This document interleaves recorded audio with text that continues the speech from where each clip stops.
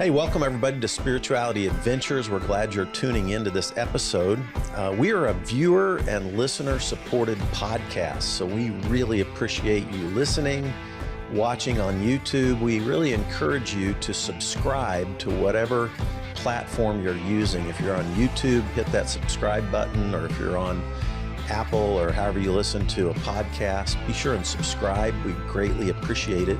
Also, make comments if you like it and share it if you like it. We really need people to make comments and share the episodes that you like.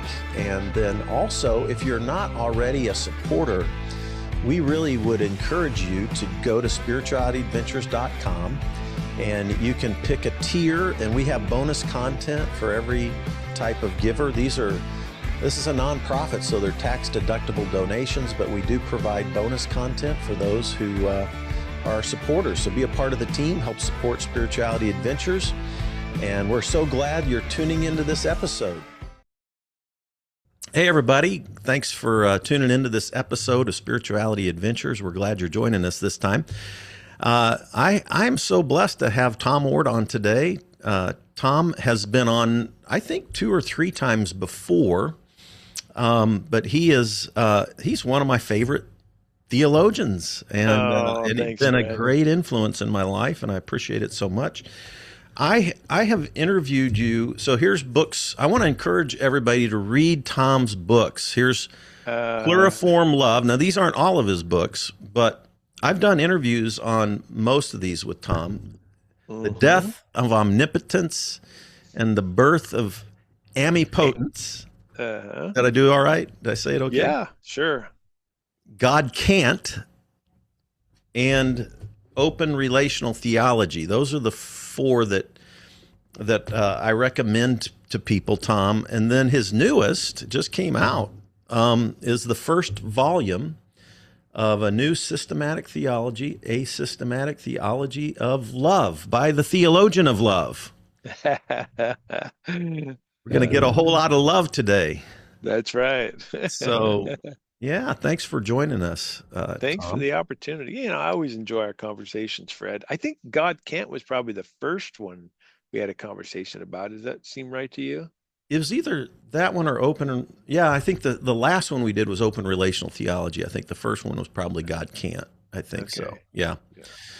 Yeah, Tom also leads a doctoral program at Northwind University. Is that the right? Northwind Theological Seminary. Theological Seminary. And he does a conference every year out in Wyoming that I've been to now 3 years in a row, with a whole bunch of people who, it's really a collection of people who have been doing doctoral work with you, Tom, I would say, to a large extent, but also other people too that, in the open relational process world, Claremont grads, people from other traditions even who have popped in that, it's been fun. So, and I've noticed, I love the way you footnote all your students' works as well. That's such a cool thing. Huh? Yeah, well, you're building a great community of theologians of love, and so I've greatly appreciated all the work that you've done in putting together not just books, but a community of people who are thinking together, writing together, living together, doing life. And many of us are pastors. Some of us are just teachers, professors, theologians, all kinds of things. So, and some of them are pediatricians and engineers and other kinds of professions in the world too. So thank you so much. You've been a blessing to me for sure, Tom. Oh, thanks for saying that, Fred. And it's a good group of people. Life's more fun. Life's a bigger adventure when you're going through it with people that are good people. And there's a lot of those in the open and relational community. Excellent, for sure. Yeah, so let's dive in. A systematic theology of love. I was one who has never been a huge fan of systematic theologies, for various reasons. But I always thought, well, if somebody did one around love, that would be the one that I'd want to read the most. I've read a lot, but so I'm so glad. I'm actually really glad you did it. How many volumes are there going to be to this, do you think? 3 is what I'm planning on. Yeah. So the first one is Volume 1, God and Creation. What are your next Second one will start with revelation or divine communication, look at Christology and then salvation. And then the last one will cover topics like religious pluralism, ethics, church, eschatology, and those kinds of issues. Okay. So there's a kind of a traditional order that systematic theologies go through. I mean, people change things around and add and subtract, but kind of a dozen or so big sections, loci, what we call them in the academy for systematic theology. And I'm planning to address those traditional big topics, but with love at the center, which makes for non-traditional kinds of looks at things. Mm-hmm. The first chapter, you kind of go into a history of systematic theologies and talk about how this, as far as you can tell, is the first of its kind, a systematic theology around love. I'm curious, who would you consider the first, or what would you consider in Christian history the first systematic theology? Yeah, most scholars would say it was Origen. That's what I would have Origen, thought. yeah, Uh-huh. predated Augustine. Yeah. I don't think he called his book on first principles, I think is the name of it. So he didn't really call it systematic theology, but it's hitting all the major topics. And unfortunately, that book didn't have the kind of influence that Augustine's writings, who came after him, had, because I think the Christian theological tradition would have been better off had they followed Origen rather than Augustine. I feel the same way. Yeah. Of course, maybe one of the most influential is Thomas Aquinas's Summa Theologica, and then, Yes. but you point out that the most of the systematic theologies, and the best-selling one is Wayne Grudem. Right. For the last 30, 40 years. Yeah. Do you Wayne used to attend a Vineyard church? Did you know that? Really? I knew he had a charismatic Yeah. bent to him, but So when I yeah. was working on my doctor of ministry at Fuller Seminary, he was attending a vineyard, and I was pastoring a vineyard when I was doing my doctoral work there. And he actually proofread several of my papers that I wrote That's for my cool. doctoral program. Ah. And then we ended up affirming women for ordination in the Vineyard movement, and that's when he parted ways with the Vineyard, when Oh, we okay. decided that we would ordain women. Yeah. And so, his biblical manhood, womanhood thing and all that came Right. out after he left the Vineyard, or maybe before or during or simultaneously. We were deciding what we were going to do on that issue, ended up ordaining women, and then he parted ways with us at that point. Yeah. But he was kind of an unusual, Reformed theologian who wasn't a cessationist, and Right. who wrote a book on prophecy, which was a form of what I called ongoing revelation. So the papers that he did for me were about revelation, actually, and ongoing Oh, what do you revelation in know? particular. I now like to say I think God's revealing himself always, everywhere. Yeah, me too. But that view has evolved a little bit. So you pointed out like 30 of these systematic theologies, including Wayne, are almost all from the Reformed tradition. Right. Almost all written by white men from the evangelical Reformed tradition. Almost all, well, as far as I know, all of them either explicitly or implicitly assume divine sovereignty as their sort of key orienting concern or the regulative idea. Some will have something like divine glory, but I think that actually falls back on a certain view of God's power that they share in common. And because Grudem has been far and away the bestseller, and then you look at the next 29 bestsellers, at least when I did the chat GPT asking of the current bestsellers, they're all from a very similar perspective, which is probably why at the top of the show you said you've never been a big fan of systematic theology. Because I've Probably never been a because Calvinist, yeah, exactly. So I'm like, yeah, for sure, for sure. Yeah.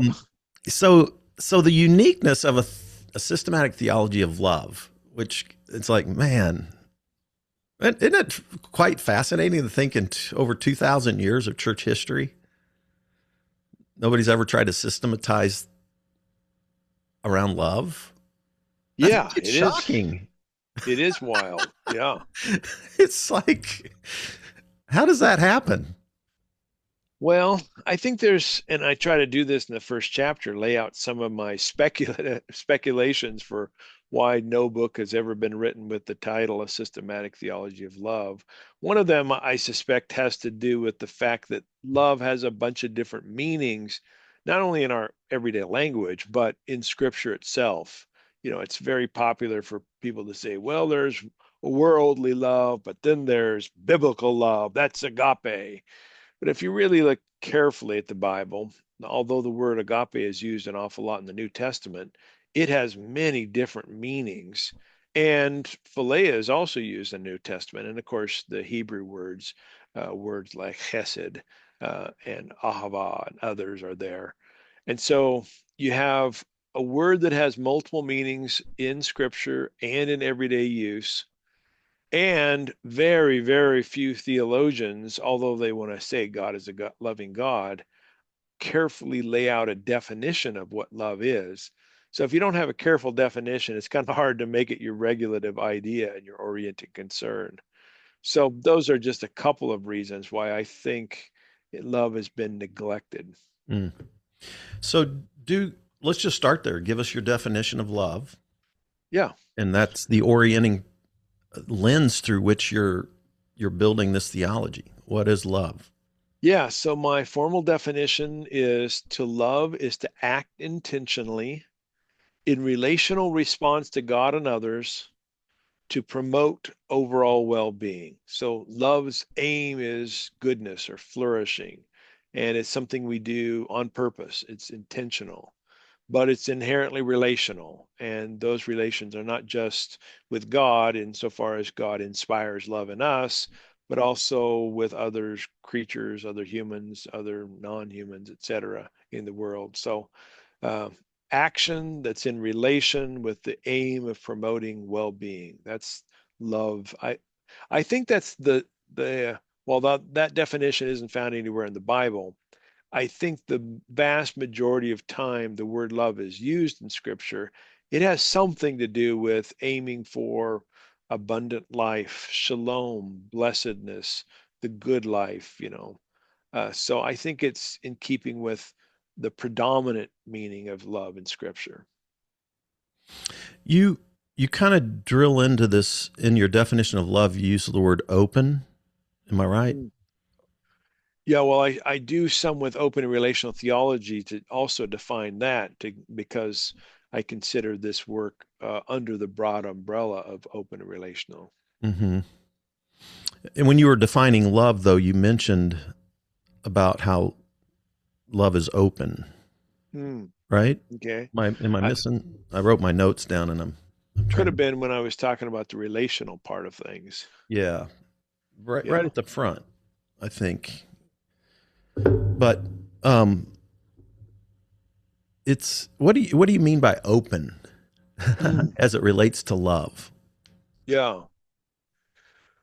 Well, I think the word has a number of meanings. One of them is that things aren't predetermined. Love isn't somehow uh, set in stone from the outset. I think also, though, sometimes we forget that love, because it's relational, it should be receiving from others. So getting input. Too often people think that love is calling them to do a particular task, but they don't actually ask the people that they're going to love or look at the situation and see what's best for the situation. Take, for instance, a great example is the queer issues. How many conservative Christians I know will say, well, I love my, lesbian sister, but I don't approve of the lifestyle. That's kind of the way they go about it. And therefore, because I don't approve of the lifestyle, I'm going to do certain things that make my lesbian sister uncomfortable and make her feel shame or whatever. Um, Rather than beginning asking the question, well, who is my sister and what is going to be good for her, and taking in the input necessary to make wise and discerning decisions about what well-being might mean for that situation or that moment or that relationship. So I think that's part of what openness means when it comes to love. Mm. Um, your second chapter deals with reasons to believe, and I'm gonna actually try give this theology to a few of my atheist friends. Oh, good. And I'm one of, you know, I think I have a few that will read it, and I'm curious to see their response, because I like the fact that you weren't like dogmatically declaring that, you know, you have absolute evidence for God, right? Yeah, before you go on with your question, let me do Yeah. a quick little plug. I Yeah. don't know Okay. if you can see this. Um, this is a little book called, there we go, God's Existence and the Priority of Love. Hmm. This is the first two chapters of a systematic theology of love, and it's like $10 on Amazon or whatever. Okay. So I actually put this out separately for the kinds of situations you're just talking about, where you might have some folks who are really asking the question of if there's a God or not. Right. They wouldn't have to buy a whole book that's, more expensive to get their answer. Yeah. Yeah. Yeah. Well, it's a great conversation piece, especially because you're not arguing definitively. You're using Right. abduction. Tell Yes. us Oh, what good. abduction. When we get into systematic theologies, we use all these words that nobody else uses in the ordinary life, right? That's right. What the Yeah. heck is abduction versus deduction versus, you know, all these other ways that we Yeah. try to know things? I think that's a good way to set up answering what is abduction, is to say what it's not. And deduction is probably the best alternative, or the best thing to contrast it with. When many people think about talking about God's existence, they want to have some kind of proof. They want to start with something they know with absolute certainty, and then deduce from that absolute certainty other ideas. So they might say, well, I've got an inerrant Bible, and that has no, because it has no errors, I can trust it. Therefore, it says God exists and God must exist. Or they might say the church is trustworthy. And so, or my religious experience gives me absolute certainty about God, and therefore I can deduce from that what God is like. And I'm really skeptical of that kind of proof way of thinking about God and deduction. I'm really skeptical that we can know much, if anything, important with absolute certainty. So, what abduction does, it tries to take in By the as way, Tom, much. Oh, yeah. I appreciate that. Say that again, because we were not going to have time to cover everything I want to cover. But Yeah. the point about certainty, Yeah. as I'm certain, very skeptical of certainty. and you covered that when you were talking about mystery. You know, Yeah. remember how I like the way you unpacked mystery and certainty and uncertainty. You know, that was a different Mm, chapter. But anyway, I didn't. But I appreciate that fact that I think for my atheist friends, you know, certainty is just a turnoff. yes. I mean, it's like almost a non-starter. You know, Yes. so yeah. Anyway, sorry, but yeah, keep flowing with that No, thought there. I'm glad you interrupted me, Yeah. because that's really important for my theology. In fact, at the end of this systematic theology of love, I return to that issue and say, once again, I'm not even certain there is a God, but I think there's good reasons to think there's a God. It's plausible that God exists, but I'm not certain about it. And that plausibility comes, I think, from taking into account as much as you possibly can about your own experience, about the world, about science, about religious experiences and traditions, about the arts, whatever. And abduction brings in the widest array of information and arguments possible, and then tries to weigh it all and say, okay, well, are there better reasons to think there is a God, or are there better reasons to think there is no God? Mhm. And after I weigh it all out, and everybody can do it differently, but after I do it, I think there are better reasons to think there is a God. Although the God I believe in is not quite the same as the God that other people believe in, because I don't believe God is omnipotent or all powerful or even can control. And Mm. so the strongest arguments against God's existence, like the problem of evil, why wouldn't an all powerful God stop evil in the world? Those are not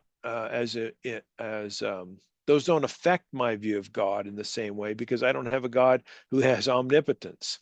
And so that's what I mean by abduction. Yeah, yeah. I love that approach. And yeah, so you end up like going, well, yeah, I'm not certain, but Yeah, could be here's wrong. reasons. Here's all kinds of reasons why I think that it's a good wager.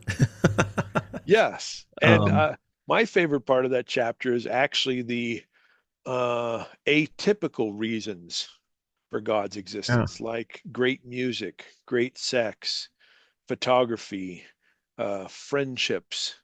Those things don't prove God's existence, but I think they incline us to yeah, wonder if there's something that's bigger than us and bigger than the universe. yeah. And you end with that kind of beauty and goodness and love, Yeah, and all these like order and all these things that are aesthetically engaging to us human beings. And it's like, wow, the wonder of it all is such a thing that you have. Well, how does this all happen? Out of yeah. right, right, right.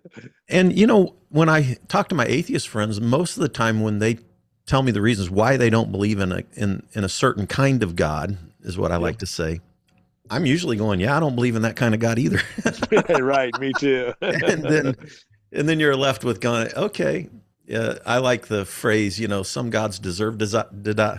Some gods deserve to die. Yeah, I like Or that too. in the AA world, you know, Bill Wilson, when he was wrestling with all this stuff, Bill W, he was like, well, why don't you come up with your own concept of God? And of course, really aren't all theologies, you know, Trying to do that. somewhat anthologies of the human attempt to try to talk about God and understand God? And I think so. yeah. Yep.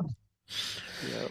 So you start off then with a universal spirit of love, and you start out with God is love, but love is not God. Mm, mm, mm. I'll be honest with you. If I wasn't, I wrestled with atheism in the darkness of my downfall, right? Mhm. Then I really wrestled with why am I not a pantheist? Mhm. And I still wrestle with that to some degree. Yeah. But I like the way you pointed out God is love, but love is not God. Why is love not God, Tom? Yeah. Well, I think love is an action done by an actor. And if we say love is God, then it's hard to understand what the actor is that's happening there. Now, you could say, of course, that all creatures are actors and all creatures who act lovingly, they become divine. And then you've got that pantheism route. The problem, of course, is that we creatures don't always act in loving ways, right? And if you're really taking pantheism seriously and you think that all creation and all the activities done by creatures are divine because they are all God, then you have to look yourself in the mirror and say, Donald Trump is God, literally. And I just can't do that. I can't look in the mirror and say that I'm God, literally, because I've done things that are not morally perfect, that are aesthetically unpleasing, etc. So I think it's better to say that there is a real actor, a universal actor. That actor is a spirit, and that actor always loves. In fact, by necessity, it's that actor's heart. And that's the individual we call God. So love then becomes an expression of God rather than the expression being God. Mm. I've learned a lot from mindful meditation. I did a 2-year study from the Vipassana Buddhist tradition on mindful Mhm. meditation.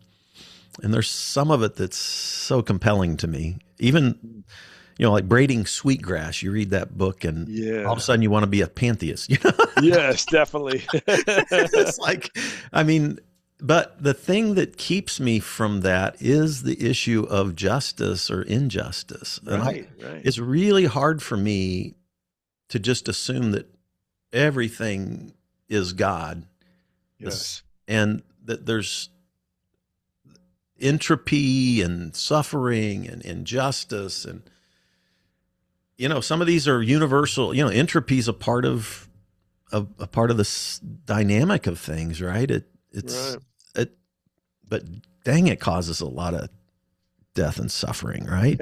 Yeah, yeah. And it's like nature's a serial killer. If you start putting a face on nature, I mean, it's super loving and kind and beautiful, but then it's also just horrifically vicious and Right, just tears things apart. And so then you have to embrace all of that as God equally, right. right? So that's how you end up with oh, Yeah. well, Donald Trump's just another version of that, like, okay, yeah. Yep.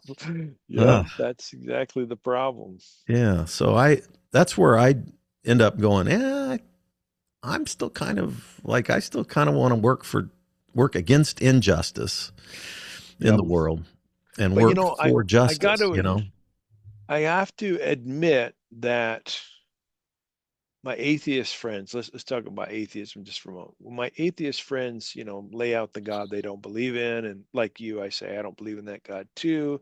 Then I lay out the God I do believe in, universal spirit of uncontrolling love. They say, well, that sounds pretty good, but boy, that doesn't seem to be the God that most Christians I hear talk about. And I have to be honest to say, yeah, you're kind of right about that. And there's a reason why I don't fit in so well in a lot of the traditional theistic spaces, be they Muslim or Christian or traditional Judaism. And there is, I think, I want to acknowledge that the atheists see a disconnect between the God I believe in, as much as I can quote scripture to support this God's existence, and the God of traditional theology. Mhm. Yeah. You're one of the points you make in this theology that's so unique is that love is uncontrolling, and and of course you did this in your other God can't, and you did it in the death of omnipotence. But Mhm. the fact that you're like going, hey, I'm not a classical theist. Right. You know, I, I'm gonna bring up a conversation I just had recently with Brian Zahn. We've been colleagues for 30 years. He still kind of holds to classical theism, Mm. the crucified God type. With one God, Mm. one hand tied behind his back kind of God. Mhm. Doesn't anyway. But the omnipotence is huge, Mhm. huge when it comes to when you eliminate that category of an understanding of God, then it's like, ooh, wow.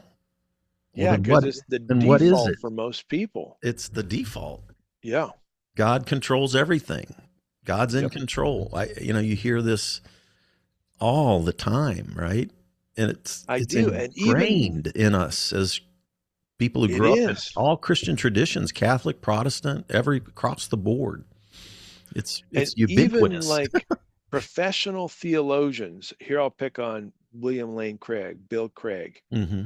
When I lay out why God is not omnipotent, he thinks the only alternative is a God who does nothing, like, a wimpy God or a deistic God, because it's so ingrained in him that God must be either all controlling or capable of controlling. And I'm rejecting both those. Yeah. And so, while I reject omnipotence and give tons of reasons, I devote a whole chapter to why omnipotence is a bad idea, does not have biblical support, doesn't make sense philosophically, really runs into problems with our experience of evil, et cetera, et cetera. And then I offer an alternative, which is a positive, the omnipotence. Hmm. Um, the God I believe in at the end of the day, while not omnipotent, isn't a do nothing, is the most powerful influence in the universe. But that's just not the same as being controlling or capable of control. Hmm. Yeah, I mean, I even used to preach, like Thomas, like, well, why would I believe in a God who can't do anything? Yeah, yeah, I mean, yeah, I might as well be an atheist, right? yeah, yeah, And yeah. so I get the sentiment, Yep. but then when you think it through in all the ways that you've done, I end up opting for amipotence instead of omnipotence, right? Yes, I, yeah. It I makes just a lot can't more I can't hold sense. on to God with that omnipotent piece. I I'm with can't. you. I just can't do it. Me too. And there's a lot of people who agree with me. They'll say, "Yes, Tom, God is a God of love, but why do you sacrifice omnipotence? Why not just redefine it radically? Keep the word, but just redefine it and then say God is loving also." And that's been tried by people, and it has not been very successful. There's lots of people. The most famous, theologian like Karl Barth wants to keep this divine power and God's love on an equal plane and retain omnipotence. But then when it gets down to the really big questions about, evil and other things, then they implicitly side with power over love. So I think we ought to get rid of the word, get rid of the idea of controlling God, but retain a notion of a God who's really doing stuff in the world, just not in a controlling way. He was influential through Right. co The through most partnership, influential. through partnership Yes. and love. Yeah. Yep. So you dive into universal incorporeal spirit. Again, incorporeal, Yeah. words we don't use in everyday language too much. No.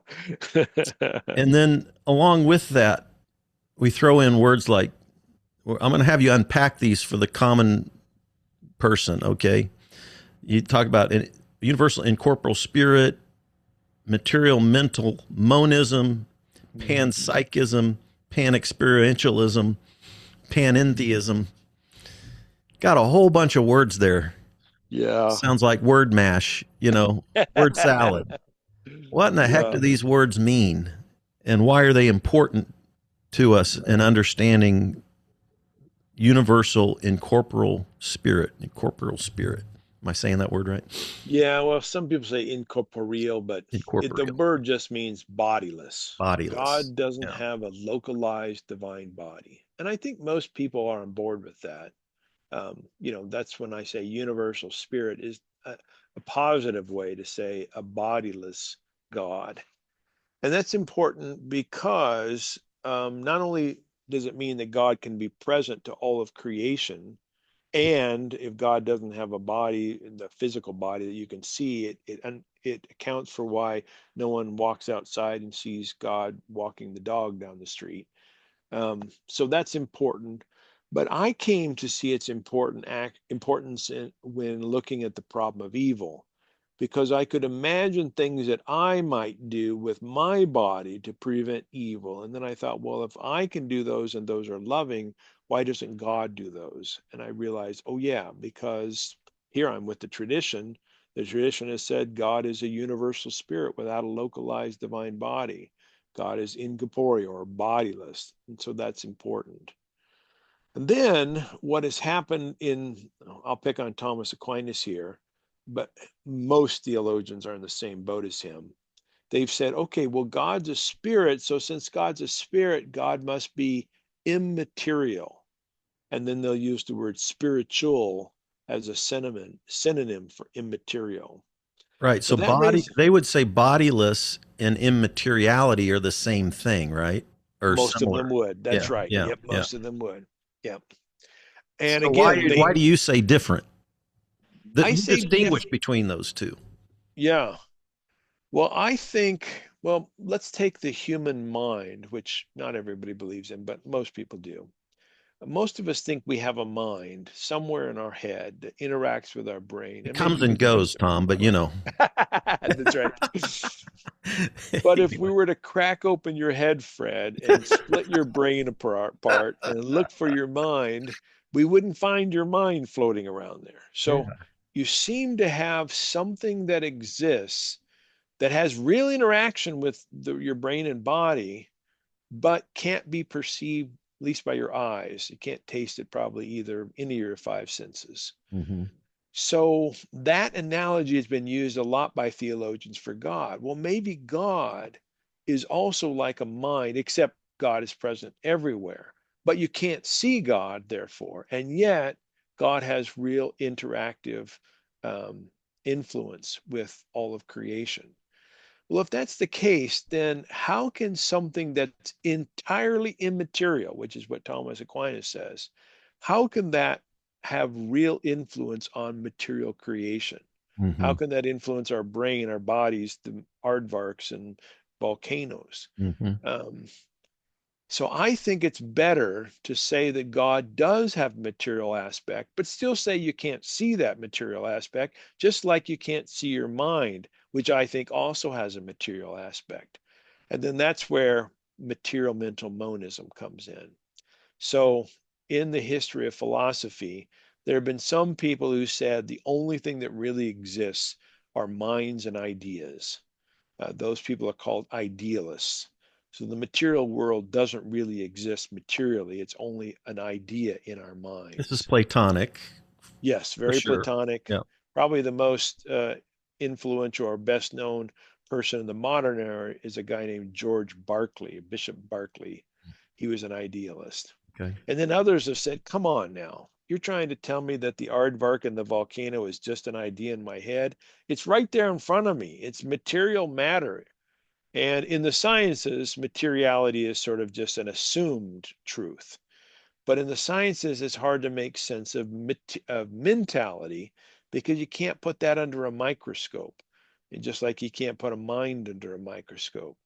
And so materialism as a philosophy has said, well, the only real things in the world are material things, and ideas and minds aren't really real. Of course, this doesn't, we can't live this way because we all think we know we have ideas, right? And we know there are values and things and the way we live our lives. And so the most popular way of thinking about things in most theistic and Christian circles is to look at the human and say, we have a mind that's entirely mental. We have a brain, a head, and a body that's entirely material. And in some mysterious way, they interact. And that's about as far as it gets. It's called mind body dualism. Mm-hmm. What I'm proposing here is to say that we should think of the mind as having a mental aspect, but also a material aspect. We should think of the brain and the body as having both aspects in each entity and organism. We should, in fact, think of all creation as comprised of entities, beings, things with both mental and material aspects. And the kicker, God has both a material and mental aspect. If this is true, then we have a way to make sense of how God interacts with not only quarks, but also with quails and quasars, and how we can interact with our bodies as minds with mental and physical aspects. So it's a pretty complicated discussion, but it's addressing some really important issues in theology and philosophy. And you would dial that even backwards to the Big Bang, right? That's right. Yeah. Yeah. Like, I mean, whatever, there was something, not nothing.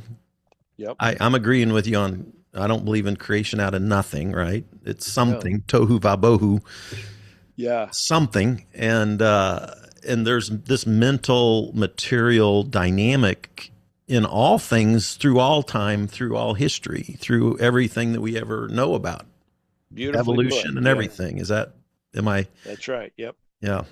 That's where those words you mentioned, panpsychism, panexperientialism, those are the typical words people use to describe this. I've invented this other thing, material mental monism, which is really just a form of panpsychism. Mm-hmm. But it affirms exactly what you said. Okay.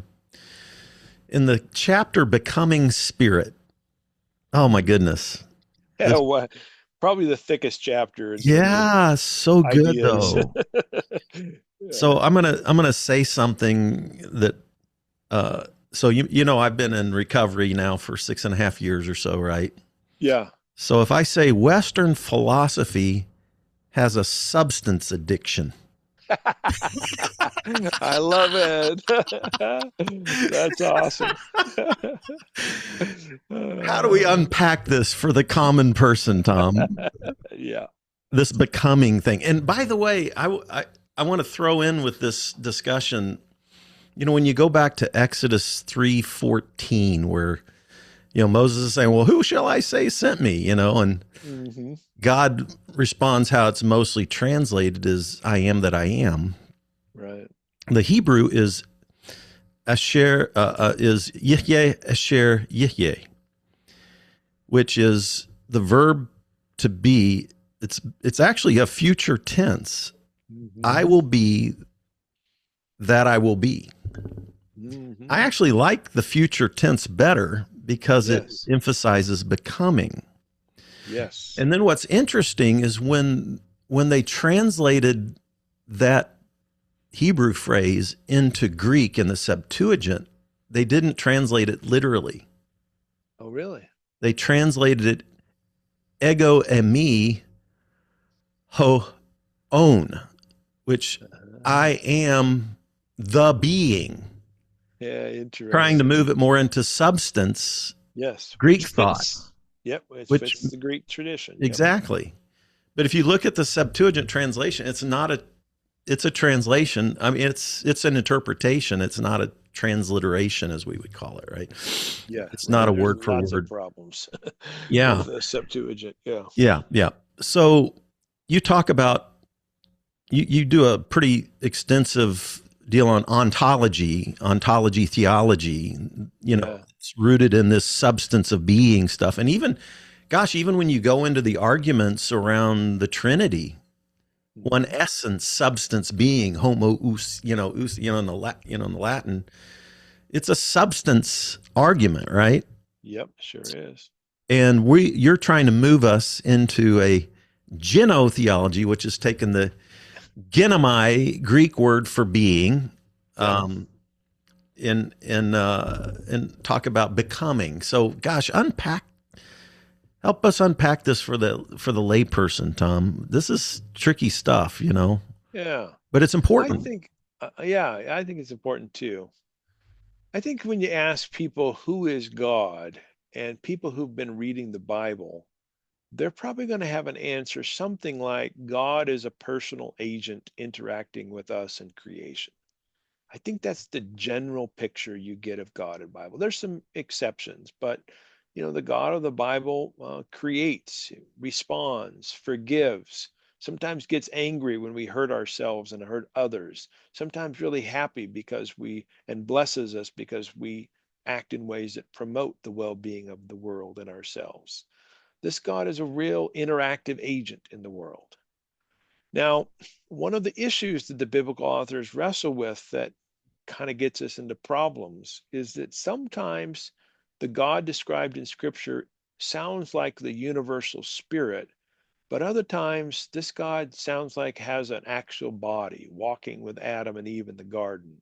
Moses sees God's butt on the mountain. There's this kind of language that sounds like God's an embodied individual. And that's one of the And reasons a why nice butt it was, right? No, nice. that's right. And that's one of the reasons why my Mormon friends, the LDS tradition, they have a good argument biblically for why God should have an actual body, and that's what they believe. But there's this tension in the text itself. And what some theologians have done, following Greek philosophy, as you mentioned, is to say, no, God isn't an active agent, a dynamic being in relationship with the world, because that sounds too much like God is like us.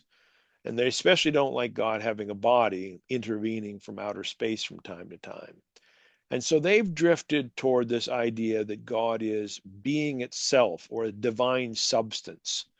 And that language makes it hard to think of God as a dynamic agent because substances we don't think of them at least like a rock, for instance. We don't think of that rock as having thoughts and interacting and responding and forgiving and most importantly, loving. But the tradition, because it hasn't emphasized love, hasn't been so worried about calling God a substance. And this idea that God is unchanging, immutable, a thing without accidents or properties, which is, now we're getting too philosophical, but this God is just being itself, or I am. That has been at the heart of the major theology in the West, and that's called ontotheology in academic circles. I'm rejecting that view in this chapter. I'm saying we actually need to return to more biblical language about a God who has emotions and is an agent and responds and forgives and creates and loves, because love is something that actors do. Now, I'm with the classical theologians in thinking God doesn't have a particular body, but I think God can be a universal spirit of love and still be an agent and not be a substance. So to get rid of that idea of God being immutable block of divine stuff, I say let's think of God as, rather than being itself, as becoming, as dynamic, as I am who I will be, to bring back the Exodus passage. Mm-hmm. And that whole chapter is kind of laying out the reasons why, especially if you're going to take love as your foundational idea, why you need to think God as a universal spirit, as an agent, and not being itself, or an immutable I am. Mm-hmm. And touch on just a little bit. What's the big difference between event and substance Yeah, in philosophy and in theology? Because you're touching on that a little bit. As you're arguing that God is not just a substance, right. but a flow of Divine, actions. yeah, divine Yeah. experiences or Uh huh. divine events. Uh huh. A flow of, Yeah. you Well, know this how is, oh, event go ahead. versus flow. Right. Your stream, your river analogy that I've heard so many times on this thing. You Yeah, know, yeah. Yeah. So it's a substance philosophy says that the world is comprised of things that only change in their external properties or external attributes, but the core aspect of that thing is unchanging, immutable. Now, think about who we are as people. It's really hard to find something about you, Fred, that isn't different from the Fred of 10 years ago. In fact, the Fred sitting here right now is different from the Fred who had breakfast this morning. We change moment by moment because we're a stream of experiences, or to use the event language, a stream of events. And yet, philosophically, we've sort of made this bifurcation, this strong distinction between us and the rest of creation. And we've said the rest of the creation is stuff that's unchanging, substance. And what's happened philosophically is we've made God that kind of thing. But what I'm suggesting is we actually take our own experiences as primary and think of the rest of the world as experiential, and even God as experiential. And to make the claim biblically, I think it fits the biblical record better than the alternative. I definitely think it fits the Hebrew mindset better, for Yes, sure. yeah. Brian McLaren was at one of our OrtCon events. I think it was 2 years ago, maybe. It wasn't last year, was it? This year before, maybe, or maybe it was last year. I can't No, I remember. think it was last year. Yeah, it Was it was last last year? year. Yeah. And he said this: I used to think that things were real and change was an event that happened. Mm. Now I think that change is real and things are events that happen. Yeah, I love it. Yeah, yeah. It's getting to this Western philosophy addictions to substance versus event, Yep, moment by moment action. yep. And It's a real mind shift. I yeah, think it it is. makes a lot of sense, but you see it in everyday language, everyday situations. You hear people say, well, I guess I better get used to change because stuff changes every once in a while. Where I'm more like, everything's changing. What's Always. remarkable is that there's some continuity in that change. That's what's remarkable. the molecules converge and sit for a while, and they don't really sit That's right. still, but they sit for a while to make us think it's a thing, and then it does something else. Anyway, Yeah, yeah. crazy. Yeah. So then, one everlasting, all-knowing Spirit. And how does this relate to time, Tom?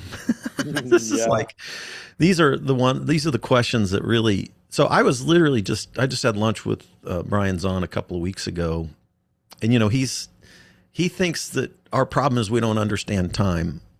Oh, okay. That's one. I mean, if he's critiquing open relation process theology, he Yeah. tends to argue from the more traditional Arminian view that God has foreknowledge because he's outside of time, and that we only Yeah. experience time as creatures, but time is, God's multidimensional, multi-universal, and outside time, and C.S. Lewis had that view of time, and I think probably Augustine to some extent had Yep. that kind of view of time.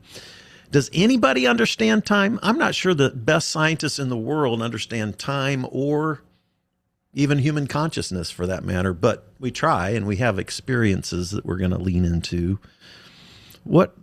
Why is time such a big deal when it comes to understanding God? And is God trapped in time like us, or are we trapped in time, or what the heck's going on with our experience of time? And why does that matter in our relationship to God? Is a timeless God a perfect God that doesn't really exist? Is you know what I'm at. I'm just Yep. Yep. I'm just trying to, yeah. So help us Well, out with God there's and time and timelessness and substance and these things.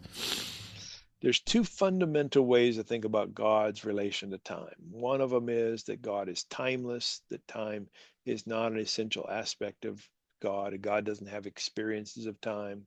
The other is to say that God is timeful or temporal, or enjoys moments of experience moment by moment. And I'm adopting that latter one. And there's lots of good reasons, I think, to go with the idea that God enjoys time moment by moment, or experiences time moment by moment.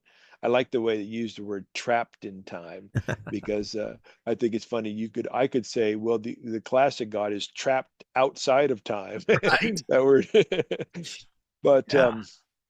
you know, after and philosophers of theology and philosophers of religion, they debate these issues over and over. Yeah. I think the Bible is strongly on the side of God experiencing time rather than timeless. And even those who think God is timeless admit the biblical authors write as if God is in time or time full. But since my regulative idea in this book is love, we have to ask ourselves, what would timeless love look like? What is that all about? Well, if love is acting intentionally in response to others to promote well-being, well, that's acting is in the present, response is something that happened in the past with the aim to promote well-being. That's a future event. Love itself requires a notion of time. And if love is the very heart of God, God's primary nature, I don't think you can make good sense of divine love if you say God is timeless. So while I'm on board with all the arguments for a God who's timeful that aren't about love, for me, the love argument is, while often neglected, the most powerful reason to say that God is timeful rather than timeless. So tell that to Brian Zahn. I mean, there's other, that wasn't his only thing, but yeah, Yeah. it's one of I them. grew up in Arminian tradition, so I know those Yeah, arguments. for sure. And what For sure. Brian would probably say, he would say God is essentially timeless, but after creating, God has entered time with us. That's the typical Arminian argument, which is Mhm. better than a God who's always timeless. But Mhm. I want to go stronger. I want to say, time is an essential to who God is, everlastingly. I think that makes better sense scripturally, but it is not the way that traditional theologians have thought about God and time. And you, in your section on creation and providence, you bring up ever creator. You Yeah. say God everlastingly creates out of creation in love. Yep. So you earlier said you've given up on creation out of nothing, and so have I. And Yeah. I give a whole chapter of why we Yep. should do that. But then the question is, okay, if you give up on that, what are you going to replace it with? What's a better theory? And, theologians have pondered this for a long time, and I'm putting this proposal on the table. One aspect of it is that God is ever creating. God didn't start creating at the Big Bang. God has always been creating. And this creating is not out of nothing or stuff or other material that someone else created. Everything God creates in each moment is in relation to what God created in the previous moment. Well, then the question is, okay, well, then when did that process begin? When was the first creative moment for God? And my answer is there was no first creative moment. God is everlastingly creating. And that's what ever creating is all about. Yeah. Yeah. When you're pastor, the parent brings the kid in and the kid says, where did God come from? Yeah. And you look at the kid, what do you say, Tom? And I then say, I often yeah, imagine my atheist friend bringing his kid in and saying, where did matter come from? right, right. Yeah. Every good metaphysics, or metaphysics is a fancy way of saying overall philosophy, every good overall philosophy has to begin with some assumption that can't be proven by something else. Most theists start with God and say, God is the one thing that can't be proven by others. It's my ultimate assumption. An atheist might begin with the material world. I begin with both God and the world and say God has always been creating. So, one of the things I really, because the vineyard tradition is signs and wonders. Yes. We believed in the breakthrough of the kingdom in healing and deliverance and all these things, right? Yep. And when I went through my whole meltdown, and if I held on to an omnipotent God who, it almost felt like this God set me up for failure Yeah. because if I go backwards and look at all the things that I thought were God in my life, it led to the perfect storm of my failure and downfall, Yeah. which in my feeling and my emotion made me, it was the darkest. I was, like passively suicidal ideation kind of Oof. stuff. I was that Wow. dark Yeah. and it didn't feel like God existed at all. Right. No. No. And if he did, like he was evil, like That's F right. F this God, like it Right. was, and then when I started wrestling with these ideas, I was like, well, dang, he's a dinky God. He can't do anything. He's a wimpy God. I Yep. was mad at a God who couldn't stop this stuff and couldn't do this and couldn't do that, and like Yep. that made me angry, like and my prayers were largely anger. Yeah. Yeah. This was in my darkest days, Tom. And Yeah. so, Yeah. but do you still like you gave this formulation because we're going to have to wrap up, but as we Yeah. think about a God who's not all powerful, but all loving, and love is the most beautiful influence in the world. Mhm. You have a little formula, I think, in this book, the death of omnipotence and the birth of omnipotence, and you say God's everlasting influence. Do you still like this formula?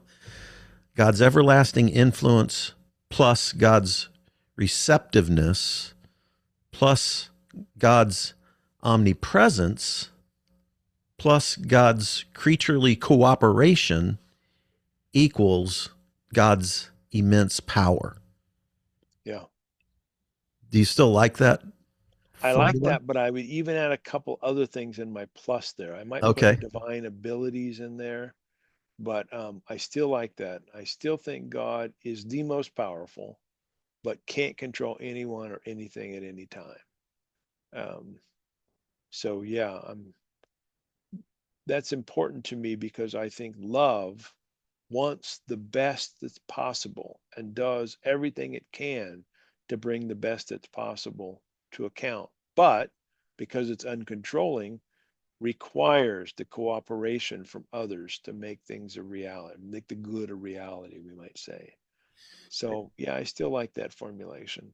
Yeah, and even our response to suffering and evil is a cooperative thing that can emerge into something beautiful, but it's not that God caused that thing so that something beautiful could emerge. Right. That's super important to me. Yeah.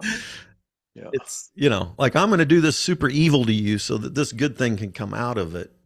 Yeah, not only that, I mean, I think a lot of people would say, well, God didn't cause the evil, but God allowed it. Mm-hmm. I'm even rejecting the God allowed it, as if God had the ability to stop it, but chose not to. Exactly. I'm saying, no, God didn't want it, God didn't permit it, but given that it happened, God continues to work with us in creation to try to squeeze something good out of the bad God didn't want in the first place. Mm-hmm.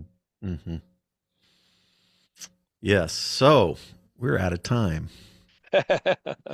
Yes, it's been When I fun was, though. You have great questions. man, well, what song came into my mind when I finished this? What's that? It's like Tom's got a lot of thoughts on God. And you remember the old song? It was by Dishwalla. And it's Tell me all your thoughts on God, you because I got it. really like to meet him. Yeah, yeah. That was the song that was running through my head. It's like Tom's telling me all his thoughts on God, And I kind of want to meet this God, Tom. I like this God. Good. It's a good God. I love my it. goodness. Yeah. So thanks so much. Appreciate it. Appreciate all the work that you do, Tom. It's good. I feel blessed to be thanks, Fred. To know you. So anyway, I appreciate your friendship too, and the good stuff you're doing on your adventures. Mm-hmm. Yeah, it's fun. I'm getting to know all the process people in Kansas City and beyond. Good. we got a new mission. Spread love as best we can. Excellent. So thanks so much. Let's plug a couple of your things that most people might want to get to. Just give us your website, Okay. Amazon Tom Oord book. Thomas Jay Oord is what you want to look up for books. Yeah. Conferences coming up. Yeah, well, Open and Relational Theology Conference 26, OrtCon, is this summer, a week long at the Grand Targhee Resort, which Fred's been to, like you said, several times. It's such a great time. This year is June 29th through July 3rd. Theology Beer Camp is coming up the first full weekend of October, and there'll be some Open and Relational Theology events related to that. If you're in Kansas City, folks. Yeah, in Kansas City. Yes. If we got any UK listeners, I'm doing a retreat with Anna Robinson, I think the first full weekend of June this year. And if you want to look up her website, I can't remember this. Just look up Anna Robinson and my name. You could probably find the info. But there are some things that are coming up. And do you work only with doctoral students, or do you work with other students as well? Only doctoral students, right? Only doctoral students, yeah. Yep. All right. Thank you, Tom. Appreciate it. Thanks, everybody, for tuning in. See you next time. Hey, you made it to the end. Thanks for listening all the way through on this episode. By the way, if you're not already a supporter, go to spiritualityadventures.com, sign up for one of our monthly supports, and you will receive our bonus content. You'll receive lots of interesting information about our guests. Many of our musicians will do special bonus songs and record a song. So I want to encourage you to do that. Thanks for listening. Thanks for watching. Be sure and subscribe. Be sure and share any of the episodes that you like. And be sure and make comments if you like them as well. This helps us get Spirituality Adventures out there to more listeners, more watchers. So whatever platform you're using, subscribe, like, share, make comments, and go to our website, sign up for our team, and be a part of the team support. Thank you so much, and we'll see you next time.